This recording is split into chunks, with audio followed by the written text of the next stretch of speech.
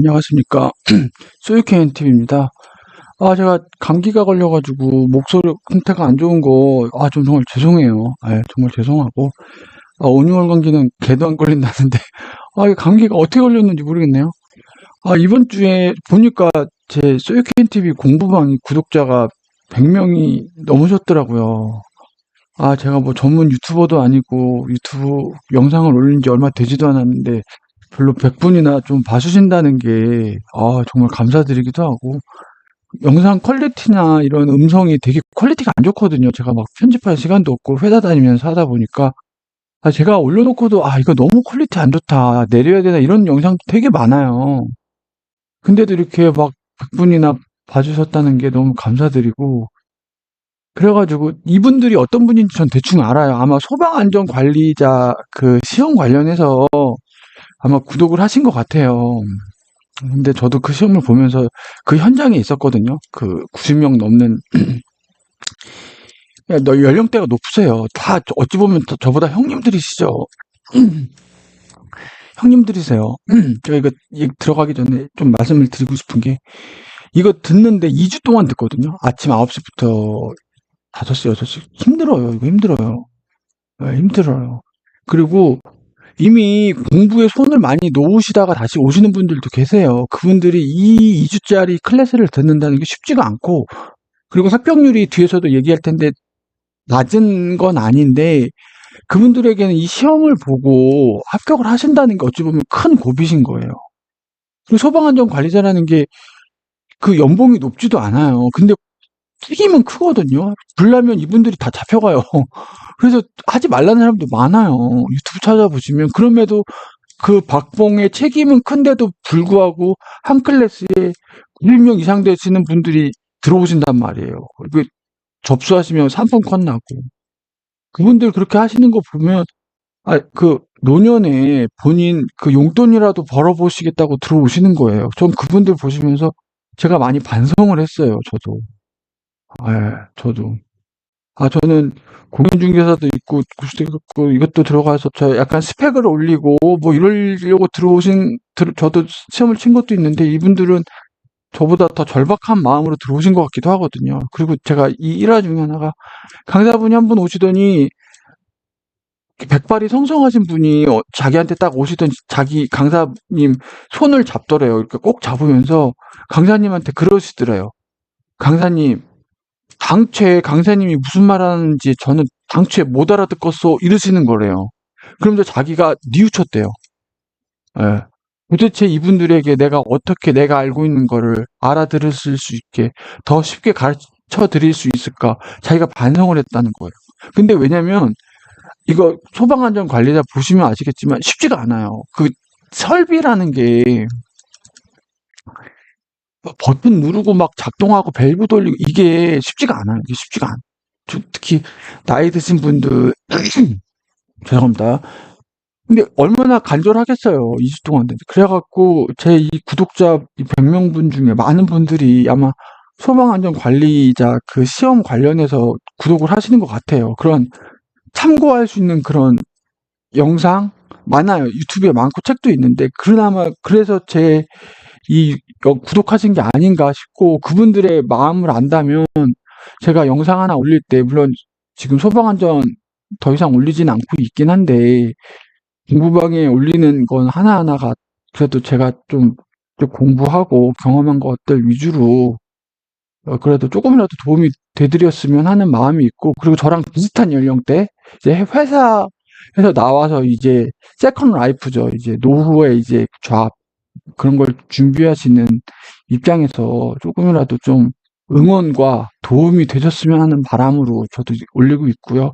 그래서 제가 막 채널 헤드라이트에도 썼던 그런 것들에 대한 자격 인증을 한번 하고 가는 게 좋을 것 같아요. 왜냐면 하도 유튜브에 막 허위, 조작, 거짓 이런 게 되게 많거든요. 그래서 막 인기몰이 해가지고 막 조회수 올려가지고 막 구독자 올려가지고 한탕 해가지고 갑자기 막 은퇴 선언하고 막 너무 많아요. 요즘 그런 게 너무 많아요. 너무 많기 때문에 여러분들이 그래도 제 영상 봐주시고 구독하시는 이 100분들이 그래도 진정성이 있다.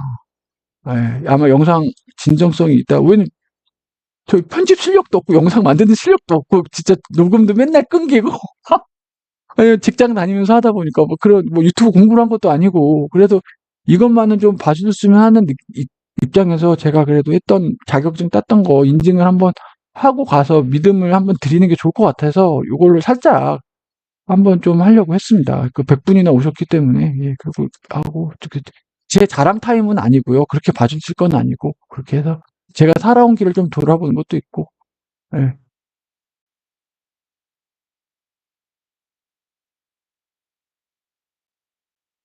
아, 영상이 잠깐 또 끊겼네요. 아, 진짜.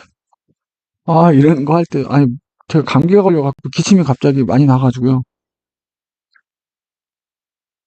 총 네 가지를 좀 인증을 하도록 하겠습니다. 그래서 수능했던 거, 성적, 대학 다닐 때 졸업증명서, 한 자격증. 그래서 지금 부동산에 대한 제가 관심이 높은데 재테크 또 이쪽 전 주식은 잘 모르겠고요. 요거까지 해서 한 4개 챕터별로 그냥 간략히 뭐 너무 길게 주저리 얘기할 건 아니고 이걸 보는 게 제 자랑 타임이라기보다 여러분도 열심히 하시면 된다는 걸 보여드리고 싶어요. 열심히 하고 하시면 되고 저도 노력하고 있다. 그러니까 저도 응원받고 싶고 저도 여러분들을 응원하고 싶은 마음에 분명 저와 비슷한 또래에 많은 고민이 있으신 분들이 계세요.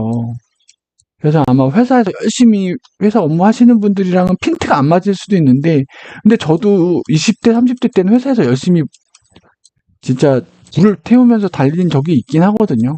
근데 이제 이때쯤 되니까 저도 이제 조금 이런 쪽에 관심이 생겨가지고 예, 그래갖고 예, 좀 할게요. 예. 제가 2001년에 수능 시험을 봤습니다. 그때 이제 지금이랑 벌써 20년 전이죠. 예. 그때 이 수능 시험을 보는데 이거는 크게 안 다를 것 같아요. 저는 문과니까 언어 영역하고 이게 수학이라고 보시면 돼요. 수리 영역, 수탐구. 이게 이과들은 여기 수가 들어가요. 수투. 예선에 하고 사회탐구 이렇게 외국어 영역.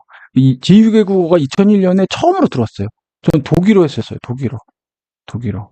이게 보시면 배점이 120, 80, 이거 두 개 묶어서 120, 80에서 400점 만점이었어요. 400점. 400점 만점. 예, 400점 만점이죠? 예. 배점. 그렇죠. 시간 내. 이거 시간 내에 풀기가 쉽지 않아요. 이렇게 돼 있는 상황이었어요. 예. 이렇게 돼 있는 상황에서 2001년 시험을 봤죠. 근데 보시면 아시겠지만 제가 99년에 졸업했죠. 근데 2001년에 시험 봤죠. 뭐 한 거예요? 예. 삼수한 거예요. 삼수. 저 삼수했어요. 아, 진짜. 저 삼수했어요. 맞아요. 저 원래 99학번이어야 되는데 01학번 된 거예요. 삼수했어요. 예, 뭐 삼수할 때 얘기까지 하면 또 책 한 권 나오는데 뭐 종로학원 있었고 뭐 막 어디 있었고 막 했는데 아, 근데 재수 삼수에서 성공이란 말은 그렇고 좋은 결과를 내기가 더 어려워요. 그때 일단 저는 이때 했고 봤죠. 그래서 언어 영역을 다 맞았어요. 120점 보시면 지금 120점 나왔죠. 80점 중에 지금 얼마 맞았죠? 지금 75점 나왔죠. 예, 12점 중에 1.5점, 1.5점 하나 까인 거예요. 이건 다 맞았죠. 이게 80점인데 75점, 얘 두 개 틀렸어요. 그래서 원점수로는 이렇게 나왔어요. 389점. 몇 개 틀렸죠? 5개 틀린 거예요, 5개. 몇 문항 중에? 220문항 중에 5개 틀린 거예요. 잘 봤죠? 근데 전 잘 본 줄 알았죠. 근데 이게 진짜 신의 한 수가 뭐냐면, 변환 표준 점수라는 게 있어요. 왜냐면 똑같이 예를 들어서 언어 영역에서 2점짜리 하나 틀린 애랑 수리 탐구 영역에서 2점 틀린 애랑 원점수는 398점으로 똑같아요. 예, 그쵸. 근데 이 언어 영역이 쉽고 수학이 어렵게 나왔잖아요. 그럼 얘는요, 표준 변환 점수라면 얘가 점수가 더 높아져요. 예. 왜 어려운 과목에서 2점을 틀렸기 때문에 얘를 더 높이 점수가 올라가는 그런 거예요. 그게 뭐예요? 변환 표준 점수라는 거예요. 그 점수로 했을 때 저는 얼마요? 392점인 거예요. 예. 이게 저를 살렸어요. 솔직히 말씀드리면. 내가 뒤에 이제 설명을 드릴 텐데. 그래서 요때 2점짜리 한 개, 3점짜리 수학 하나 틀렸고, 요때 1.5점 한 개 틀렸죠. 지금 3개 틀렸죠. 이건 다 맞았고, 영어에서 이렇게 틀렸죠. 영어를 되게 좀 못 본 거예요. 이거는 틀린 게 좀 해서 전 사회탐구 할 때도 선택 과목이 세계사였거든요. 세계사를 안 해서 그렇죠. 그래갖고 저는 원점수는 굉장히 좋은 편은 아니었어요. 이제 표준 변환을 하게 되면 저는 좀 392점이 넘어가는 거였죠. 99.47입니다. 상위. 예, 99.47. 400점 맞으면 얘가 99.99 이렇게 나가요. 얘가 400점 맞으면. 근데 2001년이 여러분들 기억하시는 분들도 계실 거예요. 66명 나왔어요. 만점, 400점 만점이. 그런 물수능 이제 역대급으로 쉽게 나왔어요. 이때 욕 엄청 먹었죠. 예, 물수능 최악의 물수능으로 만점자 66명. 이게 웃긴 게 뭐냐면 만점자가 66명인데 하나 틀린 애가 66명이 안 됐어요. 어떻게 된 거예요? 만점 받기가 더 쉬웠다는 얘기인 거예요. 그 난이도가 잘못된 거죠. 예, 5배나 많았대. 35,000명. 380점은 고득점자가 아닌 거예요. 390이 이때는 그랬어요. 초고득점자도 7.4941명이죠. 제가 요 안에 있긴 한 거죠. 여기 있었죠. 예, 실패했다, 뭐 이런 얘기 했어요. 그러면 어떻게 됐냐. 제가 연대를 썼거든요. 연세대가 특차 모집이라고 했어요. 특차가 뭐냐면, 특차 모집하고 1차 선 모집이라고 보시면 되고, 정시가 있어요. 정시는 이제 학생부랑 뭐 논술까지 보고, 이건 수능 점수로만 보고, 예, 먼저 들어가는 거죠. 이게 점수가 더 높아지기도 해요. 서울대는. 그렇죠. 390점 전 고득점자가 974명이 탈락했대요. 예. 그래서 이 애들이 어떻게 됐어요? 정시로 가는 거죠. 그럼 정시까지 끌어올리게 되는 거야. 이제 차로 1938명이 합격을 한 거죠. 제가 차로 들어가서요, 이때. 1938명 안에 든 거죠, 저는. 예. 근데 그때 연대가 원점수가 아니라 2점수로, 표준 변환 점수를 해줬어요, 이걸로. 저 원점수로 했으면 전 떨어지는 점수예요, 연대. 연대 떨어지는 점수예요. 근데 390하고도 2.5 거의 요 점수가 있어서 저는 요 1900명 안에 들어간 거예요. 진짜, 진짜. 390점 이상 고득점도 974명이나 떨어졌고, 제가 사회계열 넣었거든요. 391명이 떨어진 거예요. 그때 연대가 어떻게 뽑았냐면, 문과죠, 문과. 문과를 사회계열, 인문계열 두 개로만 뽑았어요. 인문계열에는 뭐 하냐, 어학, 뭐 국어 국문학과, 영어 영문학과 이런 애들이 있고, 사회에는 경제, 법대, 신분, 방송, 경영학과가 여기 모여 있는 거예요. 당연히 이쪽을 썼겠죠. 근데 사회계열 이렇게 뽑아놓고 어떻게 과를 언제 나오냐면 1년 동안 공부를 해요. 1년 후에 과 신청을 해요. 난 경영학과 가겠다. 그러면 학점 순으로 끊는 거예요. 저는 그래서 1년 후에 경영학과로 쓴 거거든요. 근데 연대는 특이하게 학점 3.8 나오면 어디 쓰냐? 신방과 써요. 신방과. 신방과 몇 명 가는 줄 알아요? 50명 가요. 그 다음에 경영학과 쓰고, 그 다음에 법대 쓰고, 그 다음에 경제학과 써요. 연대는 원래 옛날부터 상대가 유명했거든요. 연대 경영, 연대 경제학과. 그렇기 때문에 연대 신방과 유명하죠. 그 3사 방송사 PD분들이나 이런 쪽에 많기 때문에 특히 50명, 3.8 이상 돼야 쓸 수 있어요. 네. 저는 한 3.2 정도 돼가지고 경영학과 써가지고 경영학과 배정 받고 이제 경영학과로서 쭉 간 거죠. 이렇게 쭉 하고. 이제 경제학과 있고 뭐 법대가 세 번째예요. 연대에선 법대 세 번째 있고 경제학과 있고 통계학과. 얘가 2.7인가 그리고 법대는 한 3.0. 네, 그렇게 과에 따라서. 네. 그래서 저도 막 엄청 문 닫고 들어간 거예요. 문 닫고 들어간 거예요. 네. 그래서 연세대 1차 특별 수능 정성만으로 50% 모집 병원 50% 뽑은 거예요. 그게 이거죠, 이거. 네. 50% 뽑아. 이때 간 거예요. 나머지는 이제 학생부까지 해서. 진짜 이때 제가 재수할 때 재수학원 같이 다니니까 수능 치고 나오면 막 이제 점수 서로 이렇게 나온단 말이에요. 누가 잘 봤다. 저 이거 수능 성적표 받을 때 학교로 가거든요, 목요로. 저 딱 점수 주시면서 어떤 분이 잠깐만요 하더니 제 이름이랑 막 적어갔어요. 뒤에서 막 애들 쟤 뭔데 쟤 안 가? 막 이러고 근데 쟤 뭔데? 막 예. 그런 경험도 해봤어요. 근데 이때가 진짜 파란이 진짜 혼란이 뭐였냐면 저보다 공부를 원래 더 잘했던 애들이 있어요. 재수학원 다니면서. 재수학원 다닐 때 모의고사 보잖아요. 저보다 항상 잘 나왔던 애가 있어요. 근데 수능 점수를 딱 봤는데 제가 더 잘 나온 거예요. 예. 예. 그래서 이때 재수했는데 삼수하는 애들 많았어요. 점수가 잘 나오다가 안 나와. 예. 근데 이때 되게 혼란이었어요. 2001년, 2002년. 이 애들이 넘어와서 또 이때 또 섞여가지고 또 점수도 올라가고. 그러니까 재수할 때 350인가 360 맞고 재수한 애가 있었어요. 그때 이거 점수 잘 나온 거였어요. 2000년도에. 그래서 얘는 서울대 가려고 재수한 애가 있었거든요. 여기서 점수 한 20점 조금 더 해가지고. 예. 근데 2001년이 이 물수능이 나서 이렇게 된 거예요. 예. 그래가지고 서울대 가려고 목표했던 애가 나중에 그냥 한양대 법대 갔어요, 그냥. 아, 이게 나쁘다는 게 아니에요. 이거 현실을 얘기한 거예요. 예. 솔직히 그때 요 점수면요, 연고대 좀 갈 수 있었어요. 360, 이때는. 연고대 갈 수 있는 점수로 재수했는데 서울대 가려고 2001년 물수능이 돼서 이렇게 나오니까 어떻게 됐어요? 한양대 법대 갔어요. 예. 그런 애들도 많이 봤어요. 혼란이었어요, 혼란. 예. 저는 진짜 문명의, 그때 제가 이거 이거 언어 영역 120점 어떻게 맞는지 분학수업에서도 나왔죠. 저 원래 이거 100점에서 시작했어요. 20점 맨날 하다가. 그래서 참고서 고등학교 1학년, 2학년, 3학년 참고서 3권 사가지고 제가 이거 다 봤다고 그랬죠. 왜 교과서에서 나오는 지문만큼은 절대로 틀리지 말자라는 각오로 하니까 독서력이 올라가가지고 나중에는 그리고 맨날 아침에 와가지고 이거 90분이죠. 90분마다 모의고사 1회씩 언어 영역 맨날 풀었어요. 거의 2달에서 3달을 100일. 맨날 아침에 오면 아침은 7시에 왔거든요. 6시 반, 7시 재수학원에 들어갔거든요. 불 키면서 들어갔어요.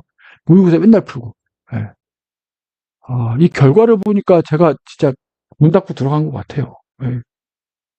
제가 이걸 학벌, 대한민국뿐만이 아니고 인도도 그렇고, 일본도 그렇고, 좋은 대학교 들어가고 그런 거에 대한 교육열이 어쩔 수가 없어요. 지금 대치동 부동산 관련해서 목동, 대치동, 이런 얘기가 학군, 교교 상태의 뭐죠? 교통과 교육이죠. 이거 왜 그러겠어요? 제가 한 가지만 말씀드릴게요. 제가 연대 경영학과까지 들어가서 한 가지만 말씀드릴게요. 막 배민 대표가 그랬어요. 학벌로 너무 사람을 차별하는 거 아니냐. 배민 대표가 그랬다는 게 아니라 그런 세태에 대해서 어떻게 생각하시냐. 그분이 그래요. 고등학교 때 열심히 해서 서울대 들어간 애랑 고등학교 때 담배 피고 오토바이 타고 막 해서 서울대 못 들어간 애랑 회사 들어갈 때 똑같이 대우해 주는 게 오히려 역차별 아니고 부당한 거 아니냐. 나는 그렇게 생각한다. 오히려 그게 부당한 거다. 너네는 고등학교 때 신나게 놀아놓고 나서 왜 이제 와서 서울대 들어간 애랑 똑같이 봐달라고 하냐. 너 있는 그대로 봐달라고? 아니 네가 살아온 길이 이거지 않냐. 넌 왜 억지를 부리냐라고 배민 대표가 얘기를 해요. 그러면 그래요. 그러면 끝난 거냐? 아니다. 그러면 서울대 고등학교 때 공부 열심히 해서 서울대 들어간 애보다 네가 곱절로 열심히 해서 보여주면 되는 거지. 왜 얘가 이루어놓은 이 열심히 해서 이루어놓은 걸 왜 깎아내리면서 동일선상에 서달라고 하냐. 이거는 잘못된 거다. 오히려 역차별이라고 얘기를 해요. 진짜로. 전 그 말이 맞다고 보고요. 예. 근데 무조건 묻지도 않고 따지지도 않고 얘가 뭐라고 해서 그런 건 좀 지양해야 되는 건 맞죠. 그리고 제가 한 가지만 얘기할게요. 여러분들이 지금 제 구독자분들은 이미 사회에서 어느 정도 평판과 입지를 이루신 분들도 계시고, 그 중에는 이제 좋은 학교를 나오지 않으신 분들도 계세요. 꼭 좋은 학교가 물론 맞아요. 삶의 모습엔 여러 가지가 있어요. 여러 가지가 있고 한데, 제가 그나마, 저도 이제 직장 다니고, 한 가지 좀 좋은 대학, 이름 있는 대학이라고 할게요. 이름 있는 대학을 나와서 좋은 거. 한 가지가 뭐냐면, 여러분들이 장사를 하시건, 무슨 일을 하시건 뭐 하시건, 여러분들이 공부를 잘했다는 사실은요, 플러스가 됐으면 플러스가 됐지 마이너스가 되진 않아요. 예, 이 플러스가 돼요. 이게 크진 않아요. 죄송한데 이건 크진 않아요. 점점 세상이 갈수록 이게 크진 않아요. 근데 여러분들 살아보셔서 알 거예요. 이 약간의 플러스 되는 이 요인이 나중에 어떻게 되면 결과가 커질 수가 있어요. 예. 같은 놈인데 얘가 공부를 좀 더 잘했어? 더 잘했어요. 그러면 얘가 나중에 결과값이 조금 달라져요. 그 약간의 차이가 나를 좋게 봐주는 약간의 차이 때문이 있기는 분명히 있어요. 예. 그거를 여러분들이 적극 활용하셔가지고 기회가 한 번이라도 더 올 수도 있고, 사람들이 기대하는 부분도 있고, 있고, 그거를 잘 달성을 하시면 이렇게 치고 올라갈 수가 있어요. 진짜로 그래요. 그건 기회가 조금씩은 더 주는 부분이 있어요. 근데 얘 이름 있는 대학 나왔는데 별거 아니네. 실망하는 사람도 있고, 역시 잘하네. 이렇게 해서 올라가는 사람도 있는 거예요. 이거는 그다음부터 여러분들이 실력을 쌓고 해당 분야에서 만들어가는 거예요. 근데 여러분들을 처음 보는 그 시선, 첫인상 할 때 약간의 플러스가 있거든요. 그걸 주는 건 있어요. 근데 이거 솔직히 무시 못해요. 이건 대한민국뿐만이 아니고 많은 사회 동서고금 막론하고 그건 있는 거예요. 그거 자체가. 그걸 위해서 많은 사람들이 그렇게 노력을 하는 걸 수도 있습니다. 예, 맞습니다. 예, 그래서 저도 쉽지 않게 운도 좋았다. 운도 좋았고 문 닫고 들어갔다. 저 이거 지금 이거 요번에 정리하면서 저도 본 건데 아찔했구나. 제가 만약 여기 안 갔으면 저도 인생이 어떻게 됐을지 모르겠어요. 진짜. 일단 20년 전 수능 성적표를 제가 이걸 왜 갖고 있냐. 제가 이거 합격자 확인하고 나서 엄마 나 연대 붙었어 이렇게 했거든요. 엄마 울었어요 그날. 전 제 인생 살면서 잊을 수 없는 순간이 있거든요. 연대랑 붙었다는 사실보다 엄마가 울었어요. 엄마 울었어요 그날. 재수 삼수 했잖아요. 엄마는 마음고생이 어땠겠어요.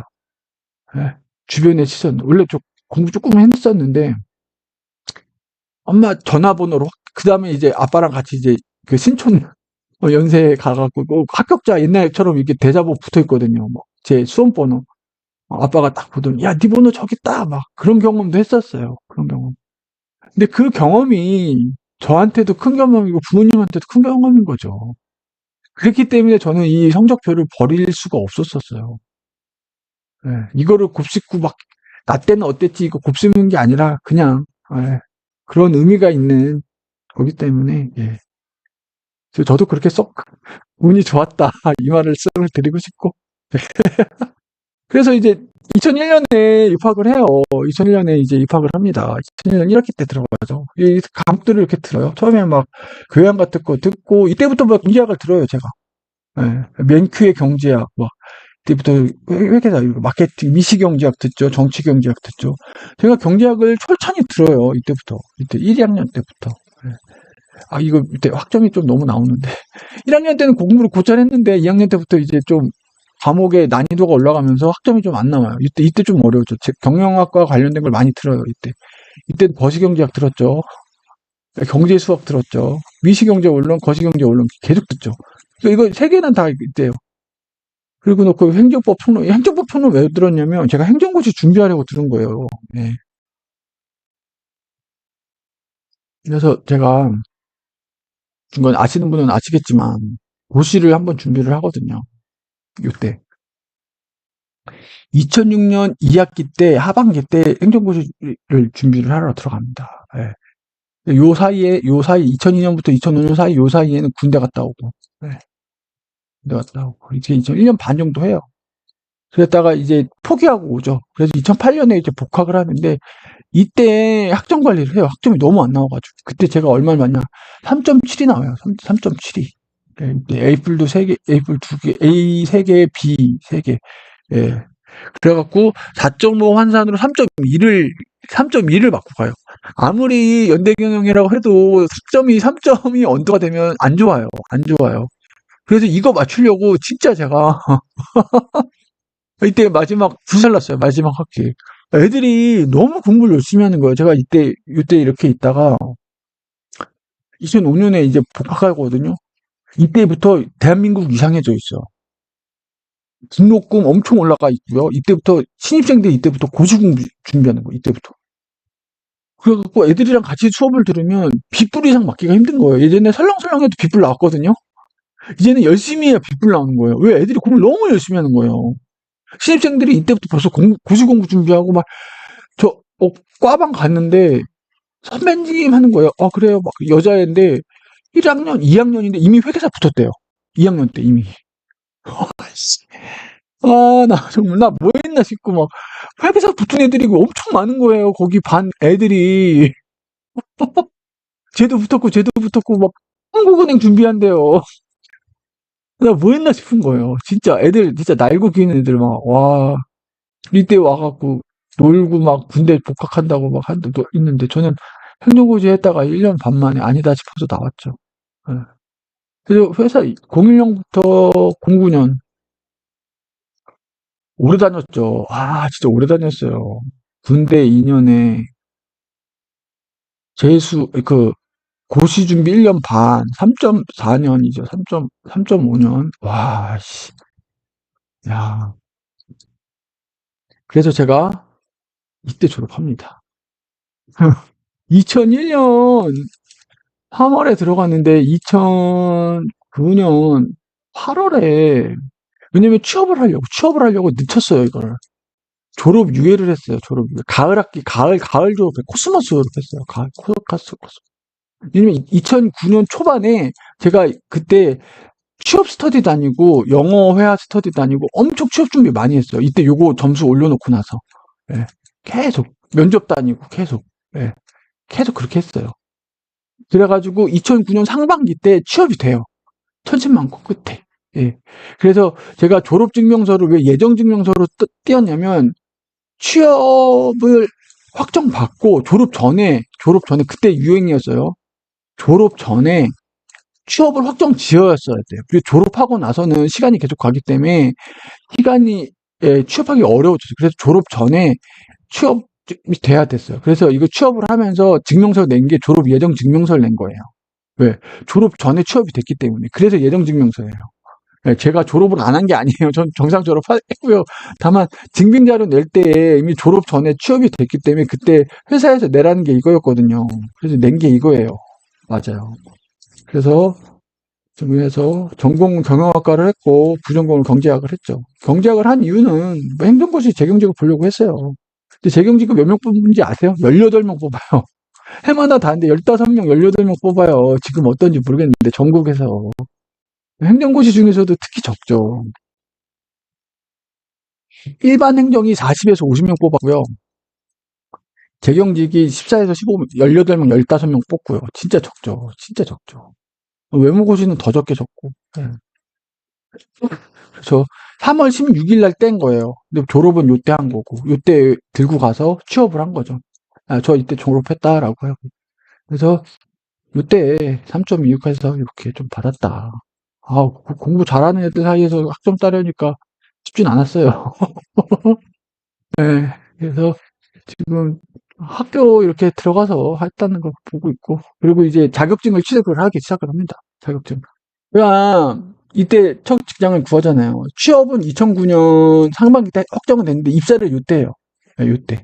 근데 그 전에 2003년 대학교 다닐 때 워드 프로세서 1급이랑 한글 A급이랑 한글 엑셀 A급을 땄어요. 그러니까 총 3개를 딴 거죠. 파워포인트도 있는데 C급은 솔직히 안 쳐주고 그래서 IT 컴활 관련 자격증 3개를 따요.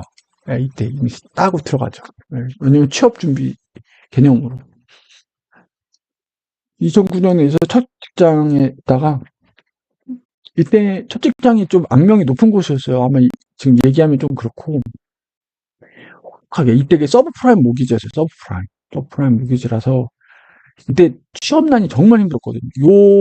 08년에 취업한 제 선배들 얘기 들으면 뭐 삼성증권 들어가고 막 여의도 많이 들어가고 막 그랬어요. 근데 저는 너무나 상황이 안 좋은 거예요. 제 경쟁력이 없었던 것도 있지만 또 고시 준비하다가 갑자기 들어온 것도 있잖아요. 그러다 보니까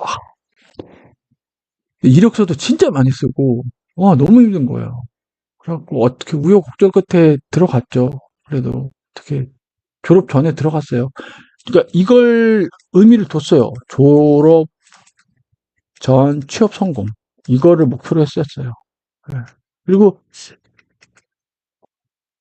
막 이상한 막 저쪽 무슨 너무 작은 중소기업 이런 데는 아니었어요. 그래도 이름을 들으면 아 거기 이렇게 아는 되긴 했어요.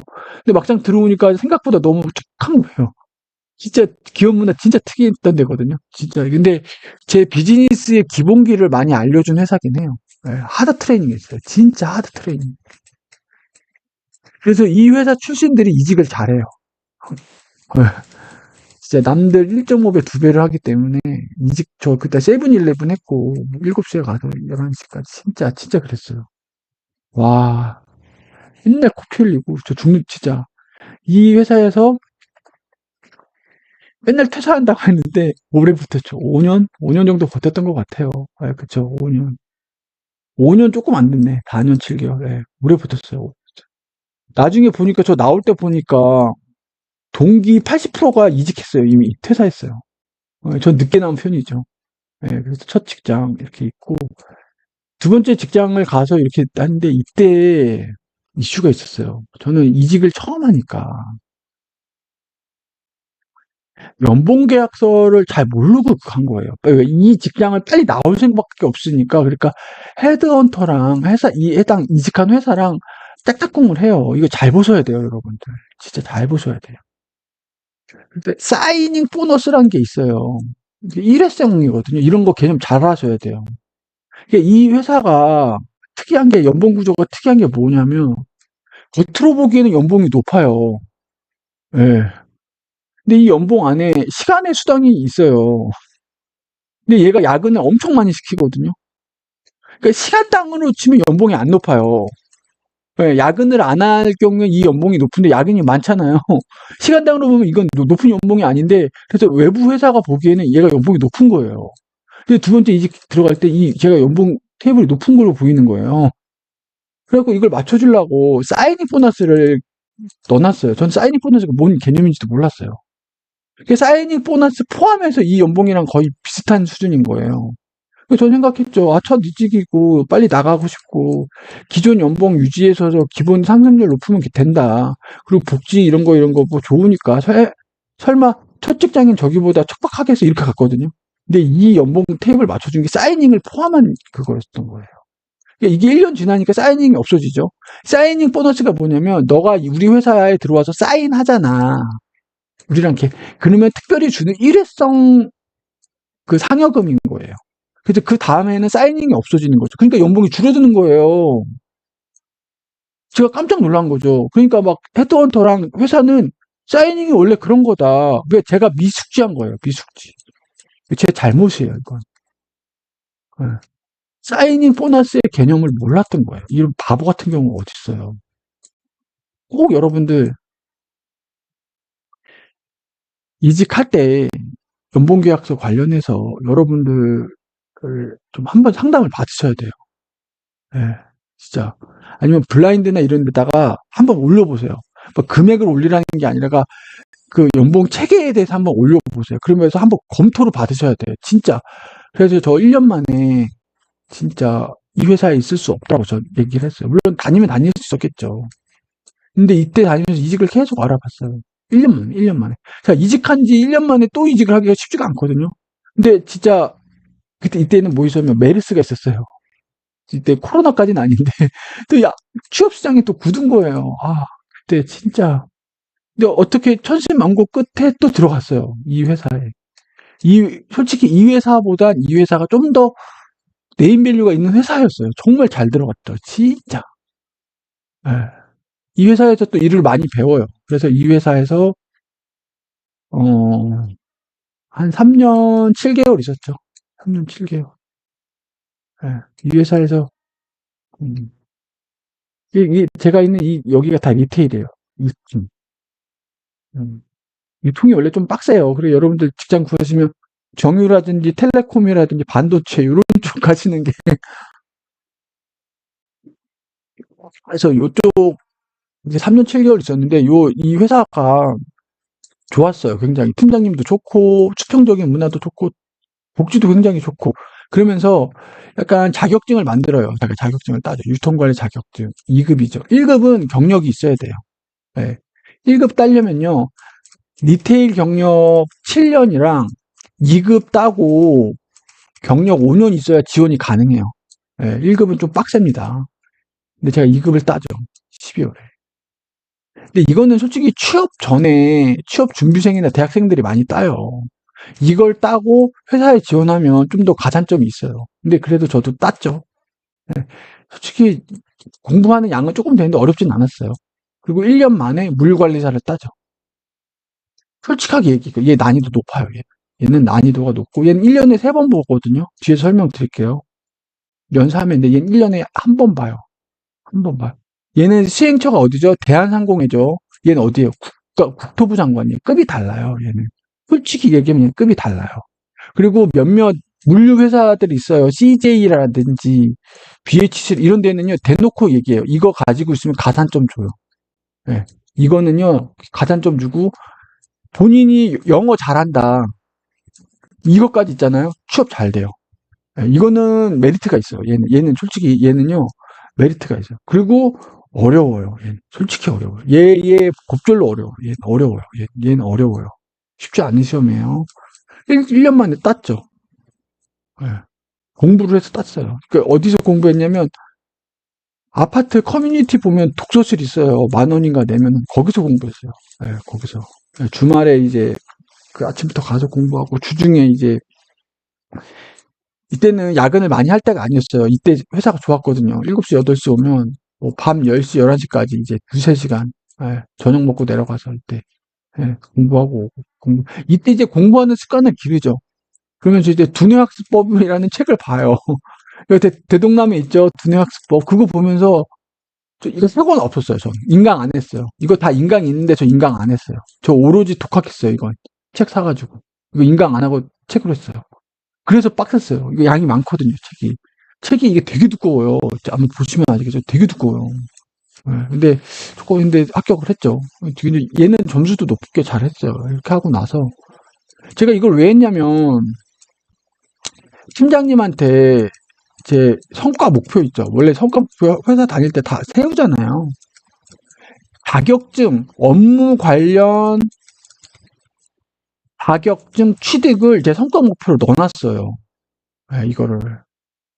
자격증 따기를 아예 그 해에 7년하고 18년에. 그리고 이걸 따고 팀장님한테 보여드렸어요. 저 이거 땄습니다. 이거 땄습니다. 예, 제가 있던 때가 리테일 인더스트리니까 그러니까 팀장님이 네가 다 자격증 딴다고 땄으니까 성과평가를 좋게 주신 거예요. 그래갖고 SR이라고 그러거든요. 그러니까 그 부문장님한테 핵심 인재들한테 이렇게 핫을 줘요. 1,000만 원인가 줘요. 이걸 한 명한테 줘도 되고 몇 명이서 근데 그래서 SR을 제가 300만 원을 받아요. 잘했다고. 예, 이런 식으로 좀 가져가시면 돼요. 예, 그런 제도가 있어갖고 1년만 땄죠. 그러니까 1년 이때부터 이제 뭔가 시험을 보면 합격을 해야 된다는 뭔가 이렇게 그런 법부 마음가짐이 좀 붙었어요. 근데 이제 이 회사가 조금 이제 좀 성장이 좀 바쁜 상태가 되면서 요때 회사가 막 뜨기 시작을 했었어요. 그래서 제가 이제 이직을 하죠. 예, 이직을 하죠. 이직을 해서 19년 4월에 3년 7개월만. 이 두 개의 자격증을 가지고 이직을 합니다. 이 회사 이직할 때 그 리테일 인더스트리 했던 A급들이 다 달려들어요. 예, 그때 막 진짜 엄청 한다고 그래가지고 예, 제가 직무가 기획인데 기획 업무하는 애들이 학벌도 좋고 막 그래요. 근데 이 자격증 가진 애는 저밖에 없었어요. 이거. 네, 이거. 그러니까 이렇게 확실하게 하나씩을 가져가세요. 네, 이거. 제 자격증, 이거는 뭐, 근데 하나, 둘, 셋, 넷, 5개. 하나, 둘, 셋, 넷, 5개 있는 거죠. 자격증이 5개 있는 거예요, 저는. 그래서 이력서 쓰면 저는 자격사항에 5개가 있는 거예요. 앞에 거 3개는 좀 그렇다 하더라도, 그러면 면접 보는 입장에서, 이거죠. 얘 같은 애는 좀 힘을 주는 애라서 그래서 이때 합격을 해요. 이때 합격해서 들어갑니다. 네. 근데 이제 회사 생활 지금 네 번째 직장에서 쭉 하고 있는데 그래서 제가 얼굴을 노출을 하거나 신분을 노출할 수 없는 상황이긴 해요. 전문 뭐 유튜버나 하는 건 아닌데 쭉 하고 있는데 이때부터는 조금 코로나 때 오고 뭐 하면서 공인중개사를 21년에 땄죠. 네. 이제 저도 이제 나이가 들고 재테크에 대한 관심도 생기고 솔직히 이때쯤을 이전으로는 회사의 성장과 업무의 전문성을 높이는 공부를 많이 했거든요. 필독서도 그런 거 많이 했고, 뭐, 피터 드러커 막 이런 거 읽고 맨날 그랬어요. 경영관리 서적 읽고. 저 솔직히 그 많이 읽었어요, 솔직히. 대동남 코너에 그 소개시켜드릴 책도 되게 많아요. 근데 지금은 관심사가 이쪽이죠. 회사 이후의 삶. 그래서 이걸 따기 시작해요. 이걸 땄죠. 1년 만에 주택관리사를 땁니다. 이때 제가 정말 몸이 많이 망가졌어요. 정말. 이거 공부한 양이 정말 많았어요. 저는 이거 수능보다 힘들게 땄던 것 같아요, 저는. 좀 힘들게 전 그렇게 땄죠. 제가 이 회사 있을 때 옆에 팀장님이 경영기획 팀장님인데 저는 에이씨, 죄송해요. 경영기획 팀장님이 이거 따셨다는 거예요, 이거. 아들내미가 고등학생인데 수능 시험에 이제 주말마다 도서관을 같이 가신대요. 그러면서 자기는 요거 공부하셨다는 거예요. 그분이 고려대 나오셨거든요. 네, 그분이 고려대 나오셨는데 이거 공부해서 합격했다고 이렇게 막 이렇게 이렇게 소문이 들리더라고요. 아, 저분도 준비하시는구나. 그래서 저도 이제 이거 따고 나서 1년 만에 했죠. 이때 진짜 약간 막 몬스터 먹고 막 그랬거든요. 연차 5일 태우고 막 진짜 연차 5일 태워가지고 단거나 하고 막 아, 그 그런 거 하고 이제 이거는 영상으로도 있죠. 공인중개사 제가 그 인증했던 거. 1년에 이제 합격을 했어요. 딱 합격하고 나서 이때 그 제가 플스5 쌌어요. 이때인가? 잠깐만. 이때 플스5 게임기 사요. 나에게 주는 선물 100만 원일 때 샀어요. 100만 원일 때. 웃돈일 때. 그때 흥기 현상이라서 없을 때. 그때 100만 원일 때 이제 샀죠. 와이프한테 얘기해서. 근데 공인중개사 따신 분들 중에 주택관리사를 같이 따시는 분들도 계시더래요. 그래서 나도 좀 따봐야겠다. 근데 얘는 주관식이 있거든요. 주관식. 근데 그래가지고 그때그때 합격 커트라인이 좀 달라요. 어떨 땐 요번에 굉장히 높았죠. 요번에 70점이었다고 하더라고요. 저 원래 한 60점 초반대면 붙는데 요번에 70점까지 좀 쉽게 나왔나 봐요. 네. 그래서 이때 하죠. 근데 이게 저 상반기 때 거의 놀았어요. 아니, 공인중개사 하면서 너무 불태웠더니 공부할 맥이 빠진 거예요. 상반기 때 놀다가. 근데만 얘는 1차, 2차를 텀을 두고 하거든요. 얘는 1, 2차 동차로 했고 1차, 2차가 텀이 있어요. 얘 동차긴 했는데 그래서 1차 보기 전까지 1차만 공부했어요. 지금. 엄청 1차만 공부하고 1차 합격했죠. 2차까지 한 달 반인가 2달 있었어요. 그때 2차만 공부했어요. 그때 붙었어요. 근데 붙었어요. 진짜 붙었어요. 진짜 얘는 더 공부한 양으로 치면 공인중개사가 곱절음 더 많이 했거든요. 과목도 많아요. 근데 붙었죠. 그리고 나서 이제 23년은 제가 이제 집을 이사를 해요. 지금 이제 아파트도 지금 뒤에도 타운하우스로 이사를 하고 좀 이슈가 있었어요. 그래서 23년은 좀 쉬고 이제 23년 11월, 11월쯤에 주택관리사를 따면 이렇게 왔죠. 이렇게 왔고 주택관리사를 따면 소방안전관리사를 따야 된대요. 미치겠어요. 아니 자격증이 자꾸 새끼를 쳐요. 이래야 취업이 된대요. 요즘 같으면 같은 값이면 다 엉치마라고 주택관리사 그 관리사무소장 하려면 소방 안전 알아야 된다는 거예요. 이거 따놓으래요. 알아보니까. 그래서 이거 준비했죠. 이거 해서 올해 초에 해가지고 2주 동안 연차 이건 11태였죠. 11. 진짜. 와, 연차 11태였어. 지금 제가 팀을 옮겼는데 그 팀 옮기기 전에 약간 뒤숭숭할 때 그때 딱 썼어요. 3월 초에. 2주 하고 그때 딱 붙었죠. 이건 영상에도 있죠. 그래서 지금 현재 여기까지 하고 그 이후에는 또 자격증을 뭘 딸지는 고민이에요. 가스도 있고 뭐 전기도 있고 하는데 그것까지 하는 거는 솔직히 좀 오바일까 싶기도 하고 그건 고민 좀 해보고 지금은 부동산 자체 임장애라든지 그런 것 좀 더 공부를 해볼까 지금 하고 있습니다. 그래서 이때 힘들었죠. 제 노년을 위한 공부. 이거는 회사의 업무와 관련된 이직을 위한 자격증이었고 이거는 제 노후죠. 노후를 위한 해서 지금 관련된 영상 이렇게 올리고 있고, 이거 올려서 뭐 영상 봐주시는 분들 때문에 지금 구독자가 이렇게 좀 늘은 것 같아요. 제가 이걸 하는 게 제 자랑이라기보다 저랑 비슷한 연령대 있으신 분들 충분히 하실 수 있다. 저도 했고, 예, 충분히 하실 수 있다. 그래서 소유캔인 거예요. 저도 했고, 여러분들도 할 수 있고, 저도 응원받고 싶고, 저도 응원해드리고 싶어요. 아빠들의 삶. 아니, 물론, 엄마도 있으시겠죠. 예, 한 가정을 책임져야 되는 이 노후, 나의 노후, 내 아이, 내 아내, 내 노후를 지키기 위한 노력인 거예요. 여러분들이, 제가 유튜브에서 재테크를 잘하는 것도 의미가 있는데, 취업 기간을 늘리는 것도 의미가 있다. 이걸 제안하세요. 미국이 사람 잘 자른다고 했잖아요. 근데 사람들이 되게 편파적으로 갖고 와요. 그래서 우리나라도 사람 잘 자르게 해야 된다. 그거는 잘못된 게 뭐냐면 우리는 40에서 45세 되면 벌써 막 퇴직 준비한단 말이에요. 회사에 밀어낸단 말이에요. 대기업도 그래요, 하물며. 근데 미국이나 이런 데들은 50세, 60세가 돼도 일자리들이 있어요. 취업 기간이 길단 말이에요. 걔네는. 아니면 사회보장제도가 다 있어서 노년에 이렇게 서포팅 해주는 게 있단 말이에요. 그런 상황에서 그, 뭔가 취업의 탄력성을 높여서 이렇게 하는 거랑 기업에게 이걸 전권을 줘가지고 이런 거 사회제도가 없는 상황에서 내몰리면 어떻게 돼요? 상황이 다른 건데, 그거 하나만 가지고 와서, 야, 미국은 사람 잘 자른대. 어? 그래야 탄력성이 높지. 그래야 새로운 애들도 취업 잘하지. 이것만 갖고 오면 안 된다는 거예요. 전체적인 취업 시장을 봐야죠. 연령대별 그거를. 우리 노년 지금 80세 이렇게 돼야 되는데 이거 노년 어떻게 할 거예요? 손가락 갈 거예요? 그러니까 그 회사, 그러니까 새 회사이죠, 회사. 지금 저 네 번째인데. 그러니까 흉년기, 장년기 때 회사가 있고 노년기 때에 또 취업이 있는 거예요. 이 시장을 안정적으로 또 만들어 줘야 돼요. 이런 거를. 그렇게 했을 때 여기에 탄력성을 높여도 이렇게 잘 넘어갈 수 있는 거지. 어? 무조건 뭐 하나만 보고서 그렇게 하자고 그러면 안 돼요. 물론 정직원의 어떤 그 지위를 너무 악용하는 사람들도 있는데 그건 뭐 어느 사회나 있는 거고.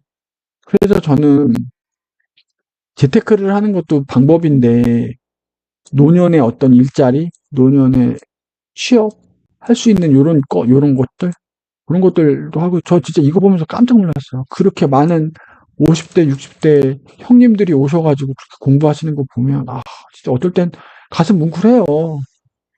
예, 제 미래의 모습 같기도 하고 남일 같지도 않고 강사님도 그러시잖아요. 존경스럽다고. 예. 집에 짐이 되기 싫어서 자기 용돈이라도 벌어보시겠다고 그 소방안전관리자 공부해보시나요? 책임 커요. 이거 불나잖아요. 깜빵 들어간다니까요. 집주인이 다 이렇게 해요. 지금 너 책임 이렇게 그게 위험해요 이거. 근데 그 월급도 높지도 않죠. 근데 그나마 나도 내가 노년에 그래도 내가 일을 더 하겠다. 어? 그래 내가 용돈이라도 벌겠다라는 마음으로 그 간절한 마음으로 오시는 거예요. 2주 그 강의 듣는 거 쉬운 줄 알았잖아요. 그 9시부터 6시까지. 몸도 쉽지 않으신데. 어우, 밸브 돌려대고 막 젊은 사람이 보기도 이해 안 되는 거 많아요. 이거 하니까 또 가슴이 뜨거워지네요. 죄송합니다. 네. 마지막으로 이제 마지막은 아니죠. 자격증별 대표적인 얘기를 할게요. 그래서 인권관리사는 국가 자격이에요. 여러분들 자격증 하시면 꼭 국가 자격인지 꼭 보셔야 돼요. 그리고 이런 데서 물류 쪽 가산점이 있다. 그래서 취준생들이나 대학생들이 많이 해요. 그래서 1급부터 3급이 있는데 1급은 리테일 경력 만 7년이거나 2급을 따고 5년 경력일 때 지원 가능한 거예요. 주는 게 아니고 지원 가능해요. 그래서 1급은 쉽진 않아요. 네. 과목은 이렇게 있고, 예. 하면서 어렵진 않아요. 1년에 3회 있어요. 1년에 3회. 어렵진 않고 또 보시면 되고 40점에 60점. 합격률이 40% 정도 나왔는데 높죠. 38%좀 떨어졌어요. 지금 문제를 어렵게 내고 있대요. 지금 자격시험들이 추세가 다 그래요. 불황이다 보니까 어떻게 돼요? 난이도를 다 올려요. 지금 공인중개사도 지금 주택관리 난리예요. 지금 난이도를 다 올리고 있다니까. 소방안전관리사 괜찮을까요? 원래 60점인데 70점 올린 거죠. 책 새로 냈죠. 지금 이런다니까요. 물류관리사는 얘보다 난이도가 높긴 해요. 국가자격시험이죠. 외국어 전공과 물류관리사를 하면 취업이 되게 유리해요. 이건 사실이에요. 그리고 이거 과목 보시면 관리론, 화물운송론, 국제물류론, 물류 관련 법규 5과목. 근데 이 과목 하나하나가 진짜 주옥 같아요. 왜 일반 사람이 물류에 대해서 문외한이란 말이에요. 잘 몰라요, 물류를. 근데 인강을 저는 솔직히 추천드리긴 합니다. 왜냐면 과목이 이렇게 쉽지가 않아요. 저는 독학하긴 했는데 그리고 1년에 한 번 있어요. 연일회. 이거는 여러분이 한 번 떨어지면 내가 또 보면 된단 말이에요. 근데 연일회예요. 연일회. 이걸 리스크한 거예요. 여러분들이 합격하겠다고 마음 먹잖아요. 인강 들으세요. 저는 인강을 안 듣긴 했는데 되도록이면 25%까지 나와요. 예, 떨어지면 50%까지 나왔다가 좀 편차가 커요. 그리고 리테일 관련 대기업 취업할 때 가산점 줍니다. 대한통운이라든지 뭐 CJ라든지 이런 때 보시면 좋고 얘는 메리트가 있어요. 얘는 진짜 물류관리사. 전문성이 있는 애라서. 예.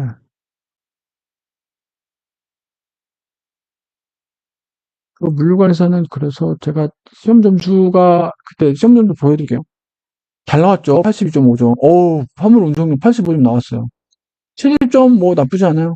60, 70. 얘가 힘들었죠. 예. 그래서 총점 74점으로 합격을 합니다. 예.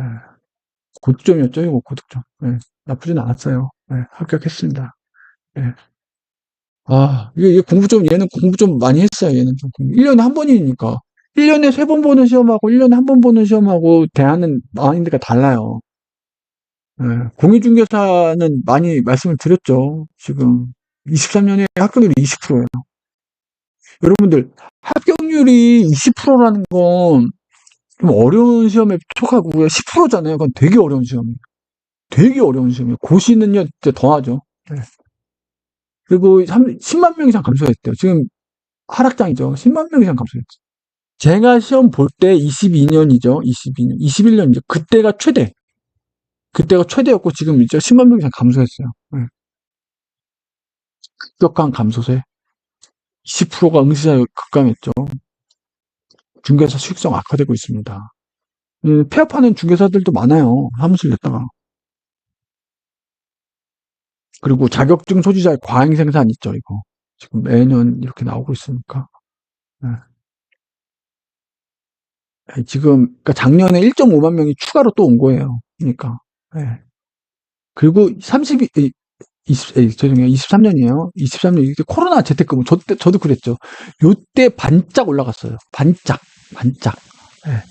그러니까 21년, 22년, 요때 코로나 때 재택근무 많이들 했잖아요. 그러니까 저처럼 그때 인강 들으면서 많이들 도전한 거예요. 그때. 집에 있으면 뭐예요? 공인중개사 딴 거예요.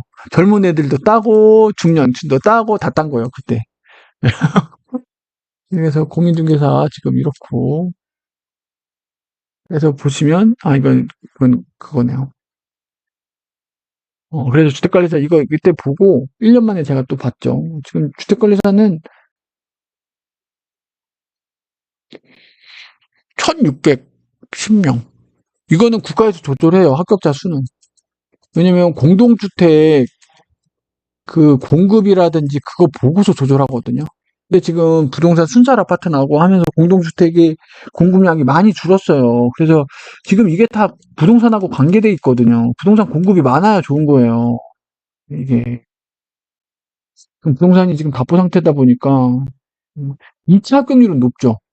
왜냐면 유예생이랑 동차랑 같이 달려들어서 높은 거예요. 얘네 지금 1.5만 명 나오는데 얘는 얼마 나오죠? 1600명 나오죠. 주택관리사. 메리트가 있는 거예요, 얘는. 예. 2차 합격점이 70.5점이었대요. 평균이 원래 60점이거든요. 지금 엄청 올려 11점이 오른 거예요. 무슨 일이 있었나 봐요. 23년에. 예. 과목은 요 정도 되고 주택관리 관계 법규, 공동주택, 아파트라든지 이런 애들이죠. 그래서 연령대별로 보시면 여기 50대 제일 많죠. 예, 50대 관리사무소장님, 우리 관리사무소장님 이 입대일랑 맨날 그거 하고 싶지 않아요. 전 요쪽 라인이긴 한데 예, 여기 압도적으로 많죠. 예. 예, 그래서 근데 23년 좀 유독 높네요. 제 합격 점수를 알려드릴게요. 1차 주택관리사무 1차는 회계원리랑 공동주택 그 민법이거든요. 이게 회계원리는 제가 경영학과였으니까 이렇게 들어가고 원래 더 높게 받았어야 되는데 민법은 공인중개사 민법하고 겹쳐요. 예, 그래서 공인중개사 하시던 분이 넘어가기도 많이 넘어가요. 61점 남았는데 합격했어요. 저 합격 못하는 줄 알았는데 운이 좋았죠. 진짜 문 닫고 합격한 거예요. 저는 진짜 문 닫는 인생인가 봐요. 대학도 문 닫고 들어가더니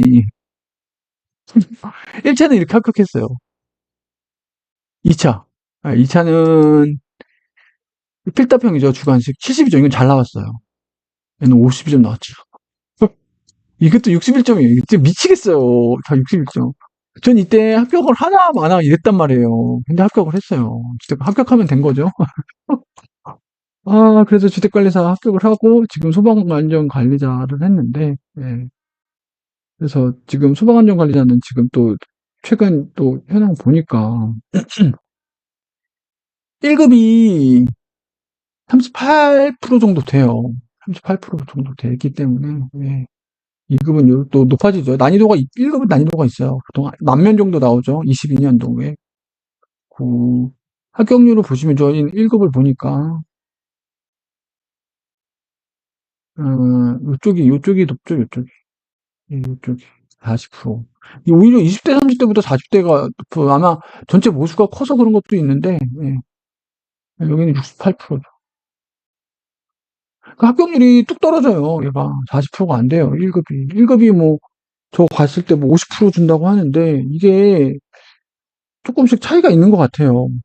예, 조금씩 차이가 있는 것 같고. 그래서, 시험 떨어지신다고 시리에 빠지지 마시고, 또 계속 시험을 보세요.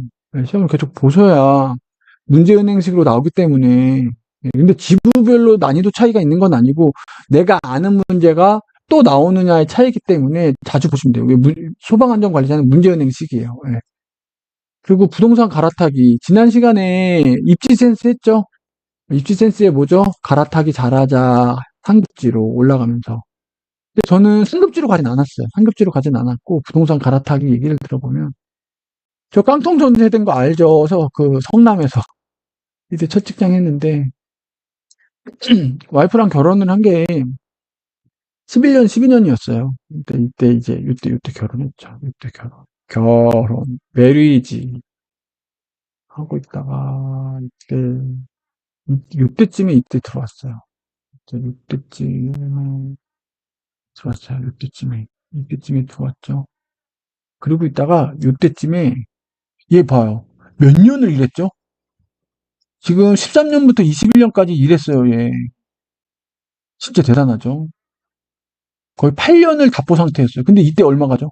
이때까지 가죠. 불량일 때. 네. 지금 이게 부동산이에요, 여러분들. 2억 후반부 하던 애가 2.8억 하던 애가 불량 때 얼마까지 가요? 4억 8. 2억이 갑니다. 2억. 2억이 가요. 2억. 2억. 근데 저는 그 전에 빠져요. 왜냐면 직계약한 게 있었어요. 직계약한 게 있었죠. 이때 빠지죠. 예, 이때 빠져가지고 이때 들어가요. 이거는 들어갔다 하기보다 전 분양받은 거예요. 분양권 들어가서. 그러니까 시작을 같이 한 거죠. 얘는, 얘는 얘 몇 년이죠? 21년이죠. 8년 만에 뜬 거죠, 얘. 불장 오면서. 불장 때는 다 뜨니까 다 뜬 거예요. 지금 얘 어떻게 됐어요? 또 떨어졌죠. 엄청 떨어졌죠. 이거 봐요. 엄청 떨어졌죠, 지금. 그나마 저는 이때 안 나온 게 다행이에요. 근데 그냥 이때 갈아타기를 한번 하죠. 예. 상급지로 간 건 아니에요. 상급지로 간 건 아니고 지금 살고 있는 신도시에서 살짝 간 거예요. 이제 분양받아서 들어갔고 분양가로 들어갔으니까 당연히 들어가죠. 얘 얼마 됐죠?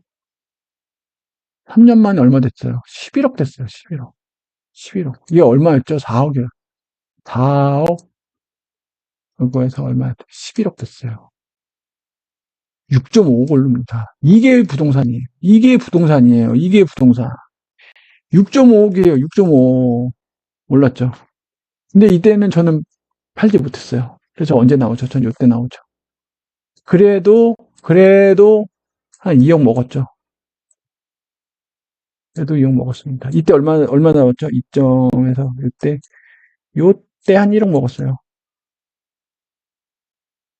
그래서 지금 어땠어요? 여기 들어가 있어요. 지금 여기 들어가 있어요. 얘는 대장이에요, 지금. 팔고, 투자 관점에서는 이쪽 들어가는 게 여기 얘를 들고 있었어야 돼요. 아니면 전세를 치거나. 지금 공부하니까 알게 되는 거죠. 아니면 타운하우스 들어갈 게 아니라 상급지로 갔어야 돼요. 인서울 했었어야 돼요. 네, 인서울 했었어요.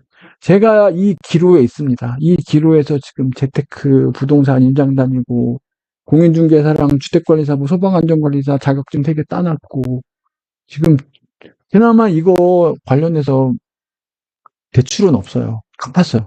2억 얼마 있었는데 갚았어요. 이거 팔면서 대출 갚았어요. 진짜 미치는 줄 알았어요. 한 달에 여러분 이자가 250 찍히면 어떻게 되는 줄 알아요? 사용하지 못해요. 왜 그래서 변동금리의 무서움을 전 이때 처음 알았어요. 예. 그래서 지금 제 이제 현황은 지금 이렇다 보시면 되고 이렇다고 절대 만족할 수준은 아니고 저도 눈덩이 투자든 입지 센스든 계속 그런 거 보면서 제 노후, 우리 아이들의 그 대학 등록금, 공부 잘해서 서울대 가서 등록금 400, 500 언더로 그 900짜리 어떻게 내요? 800, 900 연고대. 아, 얘네 들어갈 때쯤이면은 1000 넘고 얘는 500 넘을 것 같긴 해요. 아, 지금 그런 상황이에요. 제 약간 민감한 부분까지도 좀 오픈은 했습니다. 제 진정성을 위해서. 제 영상을 봐주시는 100분이나 계시기 때문에. 그리고 그분들이 저랑 연령대도 그렇고 유사한 시츄에이션, 상황에 있다고 저는 믿고 싶어요. 그러니까 제 영상을 그렇게 구독해 주신 거겠죠. 그래서 제가 말씀드리고 싶으신 건 여러분들도 계속 노후를 위해서 노력을 하실 거고, 저도 노력을 할 거고, 그리고 제가 이걸 계속 쭉 하면서 몇 년 후에 제 모습이 어떻게 변할지는 저도 모르겠어요. 여러분들도 그렇고.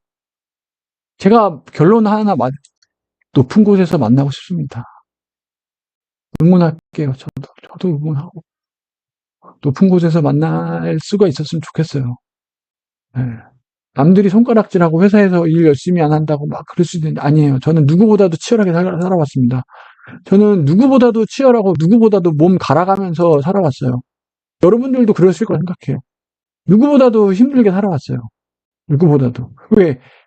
저는 책임져야 되는 와이프와 아이들이 있기 때문에, 내 인생을 책임지고 노후를 책임져야 되기 때문에. 회사가 책임져 주지 않아요.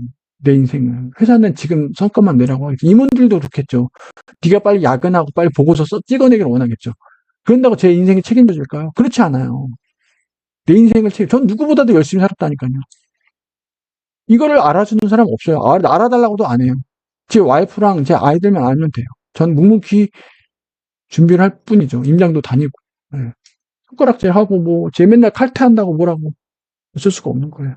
감수하시면 돼요. 그 서름과 압박을 아빠들이 견디고 있는 거예요.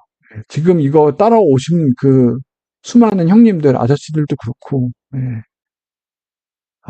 조금 제 자랑 타임 같아서 조금 낯뜨겁긴 한데, 제가 누누이 얘기했지만 하실 수 있어요. 저도 더 열심히 해야 되고, 네.